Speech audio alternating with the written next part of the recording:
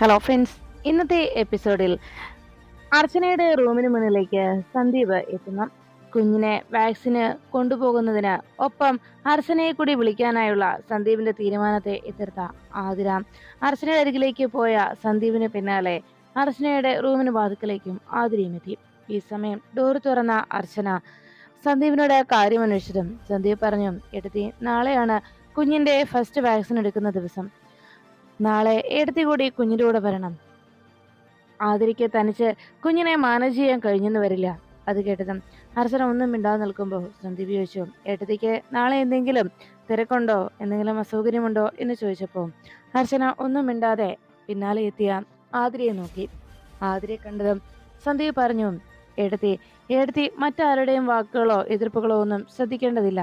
എന്റെ കുഞ്ഞിന്റെ കാര്യത്തിൽ എനിക്കുണ്ട് തീരുമാനങ്ങളും അധികാരവും. അതുകൊണ്ട് തന്നെ ഞാൻ തീരുമാനിക്കുന്ന പോലെ തന്നെ കാര്യങ്ങൾ നടന്നിരിക്കും. ഏട്ടത്തി മറ്റൊന്നും ഓർത്ത് വരാതിരിക്കരുത്.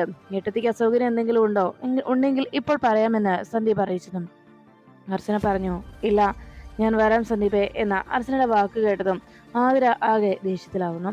സന്ദീപ് അവിടുന്ന് പോയി കഴിയുമ്പോൾ കലിയോടെ അർച്ചനയെ ആതിര നോക്കുന്നു. അതിനുശേഷം അർച്ചന കുഞ്ഞുമായി നാളെ തന്നെ തന്റെ കൂടെ വരുമെന്നുള്ള ആശങ്ക ആതിരയുടെ മനസ്സിനെ അലട്ടി. അപ്പോഴേക്കും അവന്തിക റൂമിലെത്തിയതിനു ശേഷം ഉടൻ തന്നെ ശിവരാമനെ ഫോൺ ചെയ്യുന്നു. ശിവരാമൻ കോൾ എടുത്തതും, നാളെ കുഞ്ഞിനെ വാക്സിൻ എടുക്കാൻ പോകുന്ന ദിവസമല്ലേ, ശിവരാമൻ കുഞ്ഞിനെ കൊണ്ട് പോകുന്നുണ്ടോ എന്ന് ചോദിച്ചപ്പോൾ അവന്തികയോട് ശിവരാമൻ പറഞ്ഞു, നാളെ വാക്സിനേഷൻ ഉണ്ടെന്നാണ് ഇന്ദു പറഞ്ഞത്. പക്ഷേ പോകുന്നില്ല എന്നാണ് എൻ്റെ തീരുമാനം. ഞാൻ വല്ലവൻ്റെയും കൊച്ചിന് എന്തിനാ ഞാൻ വാക്സിൻ എടുക്കുന്നത് എന്ന് ശിവരാമൻ ചോദിച്ചത് കേട്ട് അവന്തിക പറഞ്ഞു, എന്നാ നാളെ വാക്സിൻ എടുക്കാൻ പോയിരിക്കണം. ശിവരാമൻ നാളെ ഇന്ദുവിനെയും കൂട്ടി പോവുക തന്നെ വേണം എന്നറിയിച്ചതും അത് പിന്നെ മേഡം എന്ന് പറഞ്ഞപ്പോൾ ശിവരാമനോട് അവന്തിക പറഞ്ഞു, ഇനി ഇപ്പോഴുള്ള ജോലി കൂടി വേണ്ടെന്ന് വെക്കണോ ശിവരാമന് എന്ന് ചോദിച്ചതും ശിവരാമൻ ശരി മേഡം എന്ന് സമ്മതിച്ചു. അങ്ങനെ ശിവരാമനെ വിളിച്ച് സംസാരിച്ചതിന് ശേഷം ഉടൻ തന്നെ ഫോൺ എടുത്ത് അവന്തിക ഹോസ്പിറ്റലിലെ നേഴ്സായ നിത്യയെ വിളിച്ചു. നിത്യ അവന്തികയുടെ കോള് വരുന്നത് കണ്ട് അത് കണ്ടില്ല എന്ന ഭാവത്തിൽ മനഃപൂർവ്വം അറ്റൻഡ് ചെയ്യാതെ സൈലന്റിലാക്കുന്നു. വീണ്ടും അവന്തിക ഫോൺ ചെയ്തിട്ടും അതെടുക്കാൻ ദേഷ്യം കാണിക്കുന്ന നിത്യ അവസാനം സഹികെട്ട് അവന്തികയുടെ കോൾ എടുത്തു. അവന്തിക ഫോൺ എടുത്തിട്ടും നിത്യയോട് ചോദിച്ചു, നീ എവിടെയാ നിത്യ? അപ്പോഴേക്കും നിത്യ ഹോസ്പിറ്റലാണെന്ന് മറുപടി നൽകി. നാളെ നെല്ലിശ്ശേരിയിൽ നിന്നും ശിവരാമന്റെയും കുഞ്ഞിനെ നാളെ ഹോസ്പിറ്റലിൽ വാക്സിൻ എടുക്കാനായി വരുന്നുണ്ട്. നാളെ അവരുടെ ഫസ്റ്റ് വാക്സിനേഷൻ ആണല്ലോ. അതുകൊണ്ട് തന്നെ നാളത്തെ ദിവസം എനിക്ക് വേണ്ടി നീ ചില കാര്യങ്ങൾ ചെയ്യണം. എൻ്റെ ചില ആളുകൾ അവിടെ എത്തും. അപ്പോൾ നാളെ നെല്ലിശ്ശേരിയിൽ നിന്ന് കൊണ്ടുവരുന്ന കുഞ്ഞിനെ അർച്ചനയായിരിക്കും കുഞ്ഞിനെ അവിടേക്ക് കൊണ്ടുവരിക. ആ കുഞ്ഞിനെ അർച്ചനയുടെ കയ്യിൽ നിന്ന് എൻ്റെ ആളുകൾ തട്ടിക്കൊണ്ടുപോകും. അവരെ കിഡ്നാപ്പ് ചെയ്യുന്നതിന് വേണ്ട എല്ലാ കാര്യങ്ങളും നീ ഒരുക്കി കൊടുക്കണം. അതിനാ ഞാൻ വിളിച്ചത് എന്ന് അവന്തിക നിത്യയോട് പറയുന്നു. അത് കേട്ടതും നിത്യ അവന്തികയോട് പറഞ്ഞു, എനിക്ക് അത് പറ്റില്ല മേഡം, മേഡം ക്ഷമിക്കണം, ഇനി ഇത്തരം കാര്യങ്ങൾ ചെയ്യാൻ എനിക്ക് കഴിയില്ല എന്ന് അവന്തികയോട് നിത്യ അറിയിച്ചു. അത് കേട്ടതും അവന്തിക ചോദിച്ചു, നിത്യ, അപ്പോ ആദ്യം ഞാൻ വിളിച്ചപ്പോ നീ മനഃപൂർവ്വം കോൾ എടുക്കാതിരുന്നതാണ് അല്ലെ? അല്ലാതെ എൻ്റെ ഫോൺ കോൾ കാണാതെ പോയതല്ല, എനിക്ക് മനസ്സിലായി. അല്ല, ഞാൻ വാങ്ങിച്ചു തന്ന ആ പുതിയ വീട് നിന്റെ മകൾക്ക് ഇഷ്ടമായിട്ടുണ്ടല്ലോ അല്ലേ നിത്യ? ഇതുപോലെ ഇനിയും പല സഹായങ്ങളും എൻ്റെ ഭാഗത്തു നിന്നുണ്ടാകും. അതും നീ ഒട്ടും പ്രതീക്ഷിക്കാത്ത പല സഹായങ്ങളും. ഇത് നിന്നെ സംബന്ധിച്ച് നിനക്ക് യാതൊരു പ്രശ്നവും ഉണ്ടാകാത്ത ചെറിയൊരു ഉപകാരം മാത്രമല്ലേ? നിനക്ക് ഒന്ന് കണ്ണടച്ചാൽ നിന്റെ അക്കൗണ്ടിലേക്ക് വരുന്നത് ലക്ഷങ്ങളാണ്. നാളെ ഈ സമയത്ത് നിന്റെ അക്കൗണ്ടിൽ ലക്ഷങ്ങൾ വന്നു നിറയും.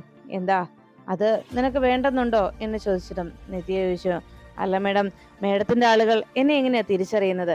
അത് കേട്ടപ്പോഴേക്കും നിത്യയോട് അവന്തിക ചോദിച്ചു, അപ്പോ നീ ഇപ്പൊ ഈ ചോദ്യത്തിനുള്ള ഉത്തരം നാളെ നീ തീർച്ചയായിട്ടും ഞാൻ പറയുന്ന കാര്യങ്ങൾ ചെയ്യാമെന്ന് തന്നെയാണ് അല്ലെ? അപ്പോ ഞാൻ പറയുന്നത് പോലെ നിനക്ക് ചെയ്യുന്നതിൽ മടിയൊന്നുമില്ല. എന്നാ നീ അതോർത്ത് ടെൻഷൻ ആവണ്ട. എൻ്റെ ആളുകൾ നിന്നെ തിരിച്ചറിഞ്ഞോളും. വേണ്ട കാര്യങ്ങളും അടയാളങ്ങളും ഞാൻ പറഞ്ഞാണ് അവരെ അയക്കുന്നത്.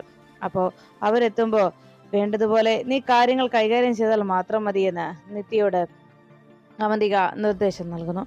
പിന്നീട് കാണുന്നത് അർച്ചന കിച്ചണിൽ ജോലി ചെയ്യുന്നതിനിടയിൽ അർച്ചനയുടെ ഫോണിലേക്ക് മീര എടുത്ത് വിളിക്കുന്നു. കോളെടുത്ത മീരയെടുത്തിയോട് കോളെടുത്തതിന് ശേഷം മീരയെടുത്തി സംസാരിക്കുന്നത് കേട്ട് അർച്ചന പറഞ്ഞു, അയ്യോ നാളെയാണോ മീരയെടുത്തി? നാളത്തേക്ക് എനിക്ക് പറ്റില്ലല്ലോ. നാളെ മോൾക്ക് ഫസ്റ്റ് വാക്സിൻ എടുക്കുന്ന ദിവസമാണ്. അപ്പോൾ മോൾക്ക് വാക്സിൻ എടുക്കാനായി ഞാനും കൂടെ പോകണം. അതുകൊണ്ട് നാളെ പറ്റില്ല. മോളുടെ കാര്യമായതുകൊണ്ടാണ് മീരയെടുത്തി. എനിക്കും ഒത്തിരി ആഗ്രഹമുള്ളതാണ് ആ ക്ഷേത്രത്തിൽ വന്നൊന്ന് തൊഴണമെന്ന്. പക്ഷേ മോൾക്ക് വാക്സിൻ എടുക്കേണ്ട ദിവസമായി പോയില്ലേ. അതുകൊണ്ട് തൽക്കാലം നാളത്തേക്ക് എനിക്ക് വരാൻ കഴിയില്ല. ഇനി ഒരു ദിവസം നമുക്ക് പോകാം മീരയെടുത്തി എന്ന് അർച്ചന മീരയെടുത്തിയോട് സംസാരിക്കുന്നത് കിച്ചണിന് വാതിക്കലേക്ക് എത്തുന്ന ആതിര കേൾക്കുന്നു. കോള് കട്ട് ചെയ്തതിന് ശേഷം അർച്ചന വീണ്ടും ജോലി തുടരുമ്പോൾ ആതിര അകത്തേക്ക് എത്തി ചേച്ചി എന്ന് വിളിച്ചു. അർച്ചന എന്താ എന്ന രീതിയിൽ ആതിരയെ നോക്കിയതും ആതിര അരികിലേക്ക് എത്തി പറഞ്ഞു, ചേച്ചി നാളെ കുഞ്ഞിന്റെ വാക്സിൻ എടുക്കാൻ പോകുന്നതിന് ചേച്ചി വരണം നിർബന്ധമൊന്നുമില്ല. സന്ദീപ് അങ്ങനെ പറഞ്ഞെങ്കിലും ചേച്ചി തൽക്കാലം നാളെ വരണ്ട. കുഞ്ഞിന്റെ വാക്സിൻ എടുക്കാനായിട്ട് കൂടെ പോകാൻ ഞാനുണ്ടല്ലോ. സന്ദീപ് അങ്ങനെയൊക്കെ പറയും. ഇപ്പോ മീരടുത്ത് വിളിച്ച് പറഞ്ഞില്ലേ ഒരു ക്ഷേത്രത്തിൽ പോകുന്ന കാര്യം. മുമ്പ് അക്കാര്യം ചോദിച്ചപ്പോ സന്ദീപിനോട് പറയാൻ കഴിഞ്ഞില്ലെങ്കിലും ഇപ്പോ മീരടുത്തിയുടെ കൂടെ ക്ഷേത്രത്തിൽ പോകുന്ന കാര്യം പറഞ്ഞ് സന്ദീപിന്റെ ആ ഒരു ആവശ്യത്തിൽ നിന്ന് ഒഴിഞ്ഞു മാറിക്കൂ ചേച്ചി, അതാ നല്ലത്. എന്തായാലും നാളെ എൻ്റെ കുഞ്ഞിന് വാക്സിൻ എടുക്കാനായി നിങ്ങൾ വരണമെന്നൊന്നുമില്ല. അതിന്റെ ബുദ്ധിമുട്ടൊന്നും നിങ്ങൾ സഹിക്കുകയും വേണ്ട. എൻ്റെ മോൾക്ക് വാക്സിൻ എടുക്കാൻ പോകാൻ ഇപ്പോ അവളുടെ അമ്മയായിട്ട് ഞാനുണ്ട്. വല്യമ്മമാരെ കൂട്ടിക്കൊണ്ടുപോയി വാക്സിൻ എടുക്കേണ്ട ഗതികേടൊന്നും തൽക്കാലം എൻ്റെ മോൾക്ക് വന്നിട്ടില്ല. അതുകൊണ്ട് നാളെ ഇക്കാര്യം പറയാനായിട്ട് ഒരുങ്ങിച്ചമഞ്ഞ് എൻ്റെ കൂടെ മോളെ വാക്സിൻ എടുക്കാനായിട്ട് കൂടെ വരാനും തയ്യാറാകണ്ട. നാളെ വന്നാൽ സന്ദീപിന്റെ മുന്നിൽ വെച്ച് ഞാൻ ഇങ്ങനെ പറയുമ്പോൾ പിന്നെ ഞാനും സന്ദീപും തമ്മിൽ അതിനൊരു വഴക്കുണ്ടാകും. അങ്ങനെ ഒരു വഴക്ക് ഒഴിവാക്കാൻ വേണ്ടിയാ ഞാനിപ്പോൾ നേരിട്ട് വന്ന് പറഞ്ഞത്. അത് മാത്രമല്ല, മറ്റുള്ളവരുടെ മുന്നിൽ വെച്ച് ഞാൻ പറയുമ്പോൾ അവരുടെ കണ്ണിലും ഞാനൊരു മോശക്കാരിയായി മാറും. അങ്ങനെ അവരുടെ കാഴ്ചപ്പാടിലും എന്നെ ഒരു മോശക്കാരിയാക്കാനാണ് ശ്രമമെങ്കിൽ അത് വേണ്ട എന്നുകൂടിയാണ് ഇപ്പം ഞാൻ പറയുന്നത്. അതുകൊണ്ട് നാളെ തൽക്കാലം നിങ്ങൾ എൻ്റെ കുഞ്ഞിനെ കൊണ്ടുപോകാനായിട്ട് എൻ്റെ കൂടെ വരേണ്ടതില്ല എന്ന് പറഞ്ഞതും അർച്ചന പറഞ്ഞു, മോളെ ഞാൻ സന്ദീപിനോട് പറഞ്ഞതാണ് എന്ന് പറഞ്ഞതും അർച്ചനയോട് ആതിര പറഞ്ഞു, അതാ ഞാൻ പറഞ്ഞത്, എൻ്റെ മോളെ വാക്സിൻ എടുക്കാനായി പോകാൻ ഞാൻ മതി.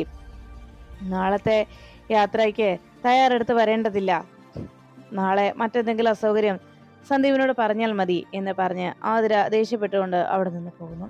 പിന്നീട് കാണുന്നത് ശിവരാമൻ താഴെ ഡൈനിങ് ഹാളിന് അരികിലേക്ക് വന്നിരിക്കുമ്പോൾ ശിവരാമന്റെ അരികിലേക്ക് ചായയുമായി ഇന്ദു എത്തി. ചായ ശിവരാമന് കൊടുക്കുന്നതിനിടയിൽ ഇന്ദു പറഞ്ഞു, നേരത്തെ പോണം കുഞ്ഞിന് വാക്സിൻ എടുക്കാനായിട്ട്, നല്ല തിരക്കുണ്ടാകും. അതുകൊണ്ട് നേരത്തെ ചെന്നാലേ വാക്സിൻ എടുത്തിട്ട് പോരാൻ കഴിയൂ എന്ന് പറഞ്ഞപ്പോൾ ശിവരാമൻ ചോദിച്ചു, അതിന് ഞാൻ വരേണ്ട കാര്യമില്ലല്ലോ, നീ കുഞ്ഞുമായി അങ്ങ് പോയാൽ പോരെ എന്ന് ചോദിച്ചപ്പോൾ ഇന്ദു ചോദിച്ചു, അതിന് നിങ്ങൾക്ക് വേറെ ജോലിയൊന്നും ഇല്ലല്ലോ, നിങ്ങൾ ഇവിടെ തന്നെയല്ലേ ഇരിക്കുന്നത്, പിന്നെ ഞങ്ങളുടെ കൂടെ വന്നാൽ എന്താ? അപ്പോഴും ശിവരാമൻ ഒട്ടും താല്പര്യം കാട്ടാതിരിക്കുന്നത് കണ്ട് ശിവരാമനോട് ഇന്ദു ചോദിച്ചു, അല്ല ഞാനൊരു കാര്യം ചോദിച്ചോട്ടെ നിങ്ങളോട്, നിങ്ങൾക്ക് നമ്മുടെ കുഞ്ഞിനോട് ശരിക്കും സ്നേഹമില്ലേ? ഒരു കാര്യം എനിക്ക് മനസ്സിലായി, നിങ്ങളുടെ പെരുമാറ്റത്തിൽ നിന്ന് ഇപ്പൊ എനിക്കതാ മനസ്സിലാക്കാൻ കഴിയുന്നത്. കുറെ ദിവസങ്ങളായി നിങ്ങളുടെ പെരുമാറ്റ രീതികളും ഇങ്ങനെയാണ്. നമുക്ക് ഒരു കുഞ്ഞുണ്ടാകാനായിട്ട് നമ്മൾ എത്രയോ വഴിപാടുകളും എത്രയോ പ്രാർത്ഥനകളുടെയും ഫലമായിട്ടാണ് നമുക്കൊരു കുഞ്ഞിനെ കിട്ടിയത്. അന്ന് നിങ്ങൾ എത്ര കരഞ്ഞിട്ടുണ്ടെന്നും എനിക്കറിയാം. എന്നിട്ടും ആ കുഞ്ഞിനെ ദൈവം നമുക്ക് തന്നു കഴിഞ്ഞപ്പോൾ നിങ്ങൾക്ക് നമ്മുടെ മോളോട് ഒട്ടും സ്നേഹമില്ലിപ്പോൾ. ഞാൻ എത്ര നിർബന്ധിച്ചാലാണ് ആ കുഞ്ഞിനെ ഒന്ന് എടുക്കുന്നത്. നമ്മുടെ കുഞ്ഞിന് ഒരു ഉമ്മ കൊടുക്കാൻ പോലും നിങ്ങൾ തയ്യാറാകുന്നില്ലല്ലോ. ഇപ്പോഴും നിങ്ങൾക്ക് നമ്മുടെ മോളോട് ദേഷ്യമാണ്. എനിക്കിപ്പോഴും ഓർമ്മയുണ്ട്, ആദ്യത്തെ കുഞ്ഞ് അബോർഷനായി പോയപ്പോൾ അന്ന് നിങ്ങൾ പൊട്ടിക്കരഞ്ഞത് ഞാൻ ഇപ്പോഴും ഓർക്കുന്നു. എന്നോട് നിങ്ങൾ പറഞ്ഞിട്ടുള്ളത് നമുക്കും ഒരു പെൺകുഞ്ഞ് മതിയെന്നായിരുന്നു. എന്നിട്ട് ഈശ്വരൻ നമ്മുടെ പ്രാർത്ഥനയെല്ലാം കേട്ട് നമ്മളെ ഒരു കുഞ്ഞിനെ തന്നെ സഹായിച്ചപ്പോൾ നന്ദികേടാണ് നിങ്ങൾ ഈ കാണിക്കുന്നത്. അത് എന്നോടോ നമ്മുടെ കുഞ്ഞിനോടോ അല്ല, മറിച്ച് ഈശ്വരനോട്. അതുകൊണ്ട് നിങ്ങളുടെ ഈ പെരുമാറ്റം അത് ശരിയല്ല. ആദ്യമൊക്കെ ഞാൻ കരുതി നിങ്ങൾക്ക് മറ്റെന്തൊക്കെയോ പ്രശ്നങ്ങളുണ്ട് എന്നായിരുന്നു. എന്നാൽ പിന്നെ പിന്നെ എനിക്ക് മനസ്സിലായി, മനഃപൂർവ്വം നിങ്ങൾ നമ്മുടെ കുഞ്ഞിനെ ഒഴിവാക്കാൻ ശ്രമിക്കുന്നതാണെന്ന്. സത്യത്തിൽ എന്താ നിങ്ങളുടെ പ്രശ്നം? നിങ്ങൾ എന്തുകൊണ്ടാണ് കുഞ്ഞിനെ ഇങ്ങനെ അകറ്റി നിർത്തുന്നത്? നമ്മുടെ കുഞ്ഞിനോട് ഇങ്ങനെ അകൽച്ച കാട്ടുന്നത് എന്തിനാണ്? നിങ്ങൾ പണ്ട് പറഞ്ഞിട്ടുണ്ട് നിങ്ങൾ ഒരു ഗൃഹനാഥൻ എന്ന നിലയിൽ ഒരു പരാജയമാണെന്ന്. എന്നാൽ ഇപ്പോൾ അത് കൂടുതൽ ആഴത്തിൽ ഒരു പരാജയത്തിന്റെ പടുകുഴിയിൽ തന്നെയാണ് ഇപ്പോൾ നിങ്ങൾ നിൽക്കുന്നത്, ഒരു അച്ഛൻ എന്ന നിലയിലും. എന്തായാലും ഒരു കാര്യം ഉറപ്പാണ്, നിങ്ങൾ ഇപ്പോൾ ഇങ്ങനെയൊക്കെ പെരുമാറുമ്പോൾ ഞാൻ ഇപ്പോൾ അറിയാതെ ആലോചിച്ചു പോകുന്നത് സത്യത്തിൽ നിങ്ങൾക്കൊരു കുഞ്ഞ് വേണ്ടിയിരുന്നില്ല എന്നാണ്. ഇങ്ങനെയൊരു പെരുമാറ്റം ഒരിക്കലും ആർക്കും നല്ലത് വരുത്തില്ല. മാത്രമല്ല, സ്നേഹം നമ്മൾ കൊടുത്താൽ മാത്രമേ തിരികെ കിട്ടൂ എന്ന കാര്യം നിങ്ങൾ മറക്കണ്ട. അത് ഭാര്യയോടാണെങ്കിലും മക്കളോടാണെങ്കിലും ശരി എന്ന് പറഞ്ഞ് ഇന്ദു അവിടെ നിന്ന് പോകാൻ തുടങ്ങുമ്പോൾ ശിവരാമൻ ഒന്നും മിണ്ടാതെ നിൽക്കുന്നത് കണ്ട് ഇന്ദു പറഞ്ഞു, എന്തായാലും ഞാൻ എൻ്റെ കുഞ്ഞിനെയും കൊണ്ട് വാക്സിൻ എടുക്കാനായി പൊക്കോളാം. എൻ്റെ കുഞ്ഞ് എനിക്ക് എന്തായാലും വിലപ്പെട്ടതാണ്. അതുകൊണ്ട് തന്നെ എൻ്റെ കുഞ്ഞിന് വാക്സിൻ എടുക്കേണ്ട കാര്യം അത് എൻ്റെ ആവശ്യമല്ലേ, ഞാൻ തനിച്ച് പൊക്കോളാം എന്ന് പറഞ്ഞ് ഇന്ദു കുഞ്ഞുമായി വാക്സിൻ എടുക്കാനായി തയ്യാറാകാനായി പോകുമ്പോൾ ശിവരാമൻ ഒന്നും മിണ്ടാനാകാതെ സത്യങ്ങൾ മറച്ചു വെച്ചുകൊണ്ടും എല്ലാം ഒളിപ്പിച്ചു വെച്ചതിന്റെ കുറ്റബോധവും ഒക്കെ മനസ്സിൽ പേറിക്കൊണ്ട് ശിവരാമൻ ഒന്നും മിണ്ടാതെ നിന്നു. പിന്നീട് കാണുന്നത് നെല്ലിശ്ശേരിയിൽ സന്ദീപിന്റെ റൂമിൽ ആതിരയും കുഞ്ഞിനെ റെഡിയാക്കി ആതിരയും വാക്സിൻ എടുക്കാനായി പോകാൻ റെഡിയായിരുന്നു. കുഞ്ഞിനെ ബെഡിൽ കിടത്തിക്കൊണ്ട് ആതിര കുഞ്ഞിനെ കുഞ്ഞിച്ചു. ഇതാരാ, എൻ്റെ സുന്ദരി വാവയല്ലേ, നമ്മൾ എവിടെ പോവാ? ഇന്നേ കുഞ്ഞിന് ആദ്യത്തെ വാക്സിൻ എടുക്കുകയാണ് കേട്ടോ, വേദനയുണ്ടാകും, കരയരുത്, ഒത്തിരി ബഹളം വെച്ച് അമ്മയെ സങ്കടത്തിലാക്കല്ലേ. മോള് ബഹളം ഉണ്ടാക്കിയാലേ അച്ഛൻ പറയുന്നത്, മോളുടെ അച്ഛൻ അമ്മയെ വഴക്ക് പറയും.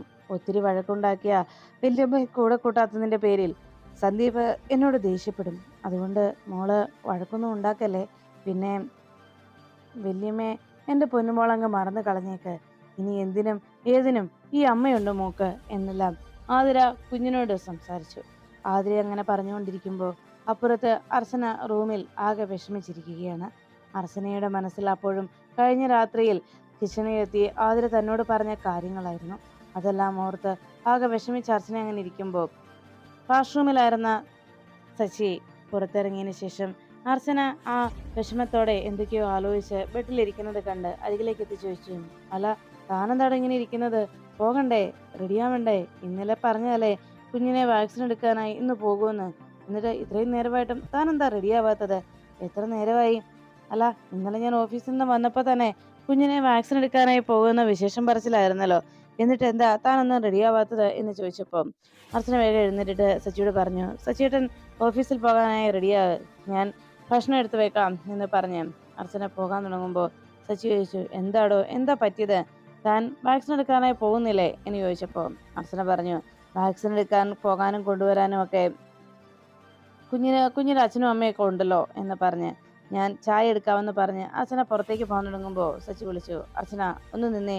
അർച്ചന അവിടെ ആകെ വിഷമിച്ച് നിൽക്കുമ്പോൾ സച്ചി അരികിലേക്ക് നിന്ന് അർച്ചനയോട് പറഞ്ഞു, എടോ താൻ എന്താടോ ഇങ്ങനെയൊക്കെ പെരുമാറുന്നത്? എനിക്കറിയാം അർച്ചന തന്നോട് ആതിര എന്തെങ്കിലും മോശമായി സംസാരിച്ചോ? എടോ, ഒരു കാര്യം താൻ ആദ്യം മനസ്സിലാക്കണം. ആതിര തന്നെ വിലക്കിയെങ്കിൽ തന്നോട് കുഞ്ഞിനെ എടുക്കരുതെന്നും കുഞ്ഞിന്റെ കാര്യങ്ങളിൽ താൻ കൈകടത്തരുതെന്നും തന്നെ വിലക്കിയെങ്കിൽ അതിനെ ഇത് ചോദ്യം ചെയ്യാനോ അതിനോട് ദേഷ്യപ്പെടാൻ അഭിപ്രായം പറയാനോ നമുക്ക് കഴിയില്ല. കാരണം ആതിര വിലക്കിയെങ്കിൽ പിന്നെ ആ കുഞ്ഞിന്റെ മേൽ നമുക്ക് യാതൊരു അവകാശവുമില്ലടോ, അതാണ് സത്യം. അതുകൊണ്ട് താൻ അതൊന്നും ഓർത്ത് ടെൻഷനാവല്ലേ. ആതിര ഇങ്ങനെയൊക്കെ പെരുമാറുന്ന കാര്യത്തിൽ താൻ സങ്കടപ്പെടല്ലേ എന്ന് പറഞ്ഞതും അർച്ചന പറഞ്ഞു, സച്ചിയേട്ടാ, മോളുടെ കാര്യം ഓർത്തിട്ട് മാത്രമല്ല എനിക്ക് സങ്കടം. അവൾ എന്തിനാണ് എന്നോട് ഇങ്ങനെ പെരുമാറുന്നതെന്ന് എനിക്കറിയില്ല. മുമ്പ് ചേച്ചിയെന്ന് പോലും തിരിച്ചു വിളിക്കത്തില്ലാത്തവളാണ് ഇപ്പോൾ എന്നെ നിങ്ങളെന്നൊക്കെയാ സംബോധന ചെയ്യുന്നത്. എന്ത് കാരണത്താലാണെന്ന് എനിക്ക് മനസ്സിലാവുന്നില്ല. അവൾ എന്തിനാണ് ഇങ്ങനെയെല്ലാം പെരുമാറുന്നത്? കുഞ്ഞിന്റെ സ്നേഹം കുറഞ്ഞു പോകുമെന്നോർത്തോ? ഞാനും കുഞ്ഞും തമ്മിൽ അടുത്തു കഴിഞ്ഞാൽ അവള് അമ്മയല്ലാതായി തീരുമെന്നോർത്തോ? അവളുടെ സ്ഥാനം ഇല്ലാതാകുമെന്നോർത്തോ? എന്താ കാര്യമെന്ന് എനിക്ക് മനസ്സിലാവുന്നില്ല. പക്ഷേ എന്താണെങ്കിലും അവളുടെ പെരുമാറ്റ രീതിയാണ് എന്നെ വല്ലാതെ വിഷമിപ്പിക്കുന്നത്. അവൾ പറയുന്നതും സംസാരിക്കുന്നതും ഒന്നും ഒരിക്കലും എൻ്റെ അനുജത്തി ആദ്യമായിട്ടല്ല. ആരെങ്കിലും എന്തെങ്കിലും പറഞ്ഞു കൊടുത്തെങ്കിൽ പോലും അതും മനസ്സിൽ വെച്ച് ഇങ്ങനെയൊക്കെയാണോ പെരുമാറേണ്ടത്? എനിക്ക് അതൊട്ടും സഹിക്കുന്നില്ല. ഒന്നുമല്ലെങ്കിലും അവളുടെ ചേച്ചിയല്ലേ ഞാൻ, ഒരേ കൂടപ്പിറപ്പുകളല്ലേ ഞങ്ങൾ. എന്നിട്ട് പോലും അവൾക്ക് എന്നെ മനസ്സിലാക്കാൻ കഴിയുന്നില്ലല്ലോ. ഞാൻ ചെയ്യുന്ന തെറ്റ് എന്താണ്? അവളുടെ കുഞ്ഞിനെ എൻ്റെ കുഞ്ഞിനെ പറഞ്ഞ് സ്നേഹിക്കുന്നതും ലാളിക്കുന്നതും കരുതലോടെ നോക്കുന്നതുമാണോ ഞാൻ ചെയ്ത തെറ്റ് എന്ന് അർച്ചന സങ്കടത്തോടെ സച്ചിയോട് ചോദിച്ചു. സച്ചി അതെല്ലാം കേട്ട് എന്ത് പറയണമെന്നറിയാതെ ആകെ വിഷമിച്ച് നിൽക്കുമ്പോൾ സച്ചി അരികിലേക്ക് എത്തി അർച്ചനയോട് പറഞ്ഞു, എടോ താൻ വിഷമിക്കാതെ. എന്തായാലും ഒരു കാര്യം ഉറപ്പാണ്, നമുക്ക് സ്വന്തമായിട്ട് ഒരാളില്ല എങ്കിൽ അങ്ങനെ തന്നെയാണ് ഉണ്ടാവുക. അത് താൻ തിരിച്ചറിയണം എന്ന് അർച്ചനയോട് സച്ചി അറിയിച്ചു. അർച്ചന പറഞ്ഞു, ദൈവം എന്താ സച്ചിയേട്ടാ നമ്മളോട് ഇങ്ങനെ ഒരു വിധി കാട്ടുന്നത്? നമുക്ക് ഒരു കുഞ്ഞിനെ തന്നില്ല, എന്നാൽ ആ കുഞ്ഞിനെയെങ്കിലും സ്നേഹിക്കാനുള്ള ആ ഒരു ഭാഗ്യവും ദൈവം നമുക്ക് തരാത്തത് എന്താണ് ചേട്ടാ? ആ കുഞ്ഞിനെ സ്നേഹിക്കാനും അതിനെ ലാളിക്കാനും നമുക്കും ആഗ്രഹം ഉണ്ടാകുമല്ലോ.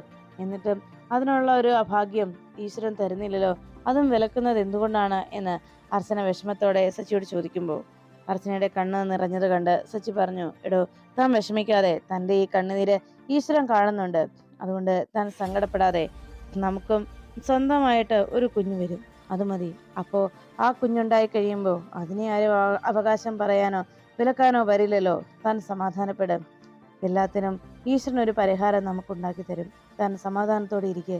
നമുക്കൊരു കുഞ്ഞുണ്ടായാൽ ആ കുഞ്ഞിന്റെ മേൽ അവകാശം പറയാനും നമ്മളെ വിലക്കാനും ആരും എത്തില്ലടോ. അത് എന്താണെങ്കിലും ശരി, നമ്മുടേതല്ലെങ്കിൽ അതങ്ങനെ തന്നെ സംഭവിക്കാം. അതിപ്പോ ഈ പറഞ്ഞ കുഞ്ഞിന്റെ കാര്യമാണെങ്കിലും ശരി എന്ന് പറഞ്ഞ് അച്ഛനെ സജി ആശ്വസിപ്പിക്കണം.